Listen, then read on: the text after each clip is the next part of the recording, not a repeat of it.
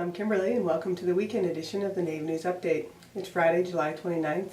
Many of the stories you hear here can be found at IndianCountryNews.com. And here's the news for today from the Associated Press and other Native news sources. Descendants of Northern Cheyenne tribal members who fled Fort Robinson, Nebraska in 1879 returned recently to dedicate a memorial that's been 15 years in the making. More than 200 members of the tribe gathered around the four-sided pyramid-shaped monument inlaid with precisely cut slabs of red pipestone. A brass plaque on each side is inscribed with historic words of the Northern Cheyenne. The dedication began July 14th at Fort Robinson as people joined together to walk the 2 miles to the monument, turning off of Highway 20 on a new road leading up to the site. The idea for the memorial came in 2001 after Edna Seminole, then 75, made the pilgrimage from Montana to Fort Robinson with others to visit the site where her ancestors had made a heroic, desperate escape from the Army imprisonment during the freezing Great Plains winter. There was no tangible recognition of the Fort Robinson outbreak, in which 149 escaped and 61 were killed in their efforts to reach freedom. On July 22nd, David Beautiful Bald Eagle Jr., the prominent Native American chief and actor who appeared in movies including the Oscar-winning Dances with Wolves, has passed away at his home on the Cheyenne River Reservation in South Dakota at the age of 97. A paratrooper, dancer, Wild West show performer, and musician who acted in more than 40 Hollywood films, Bald Eagle also spent several years as the face of the Mount Rushmore State's tourism promotion campaign. His grandfather, Chief White Bull, led a charge against General Custer's 7th Cavalry at the Battle of Little Bighorn in 1876. A member of the Lakota Sioux tribe, Bald Eagle was born in a teepee at Cherry Creek Village on the Cheyenne River Reservation in 1919. He won a Silver Star for Valor while serving in the U.S. Army during World War II, landing as a paratrooper at Anzio in Italy and again in Normandy on D-Day, where he was wounded by German gunfire.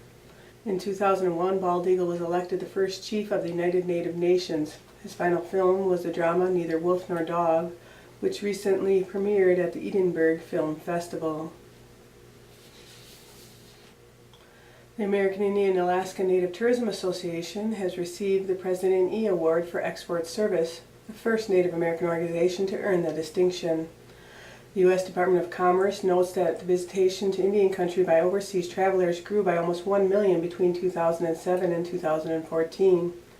The department estimates that Indian country tourists spent about $7 billion in 2014, and such spending will grow to $9.5 billion by 2020.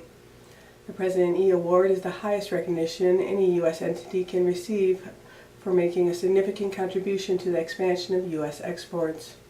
The American Indian and Alaska Native Tourism Association is the only organization specifically dedicated to advancing Indian country tourism across the United States. The association serves as the voice and resource for tribes and tribal organizations engaged in cultural tourism. It helps tribes develop, sustain, and grow tourism destinations through technical assistance, training, and educational resources. Teresa Secord, a member of the Penobscot tribe, will travel to Washington, D.C. in September to receive one of the highest awards for traditional arts. Secord learned in June that she was one of 9 winners of a National Heritage Fellowship from the National Endowment of the Arts. Secord is renowned for her traditional Native American basket making by using ash and hand-picked sweetgrass. The technique has been handed down through generations of Maine's Native Americans. Many of the tools Secord uses to make her baskets have been handed down from her great-grandmother, tools that were hand-carved by her ancestors in the 1800s. Secord is also being recognized for her efforts to save the art of Indian basketry. In the early 1990s, the number of traditional weavers in Maine under the age of 50 had dwindled to fewer than a dozen. That is when Secord founded the Maine Indian Basket Makers Alliance.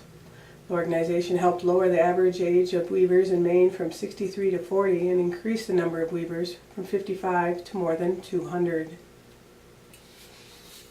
Partnership with Native Americans announced their 2016 backpack drive that will provide school supplies such as backpacks, pencils, and binders to thousands of Native American children living in remote and often isolated tribal communities, ensuring they have the materials they need for the school year.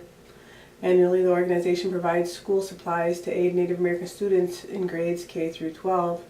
and they are encouraging everyone to join in their efforts to raise funds and secure gift-in-kind donations for Native students in need. With up to 35% of Native American children living below the poverty level, this support is vital to students and their schools. The organization is accepting donations through August 12th to provide these students with the materials they need to succeed. For more information, you can check out pwnaforhope.org. And that's another roundup of news from Indian Country on this edition of the Native News Update. I'd like to thank you for joining me, and have a grand day.